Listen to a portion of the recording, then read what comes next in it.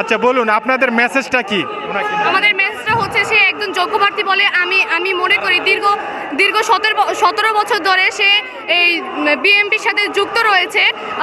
অনেক সময় অনেক বিপদের সম্মুখে পড়তে হয়েছে, এমনকি এই বিএনপির পক্ষে তাকে অনেক কঠোর পরিশ্রম করতে হয়েছে, বিনা দোষে তাকে অত্যাচার করা হয়েছে। তারপরও সে বিএনপি ছেড়ে আসেনি, যে ছাড়েনি, কখনই ছাড়েনি।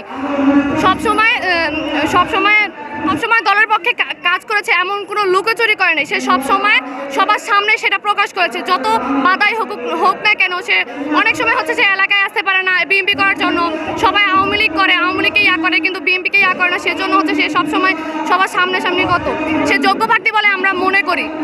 আপনাদের চাওয়াটা কি? মানে আজকের এই দ্বিবার্ষিক সম্মেলনে আপনাদের চাওয়াটা কি ওনাকে কেন্দ্র করে?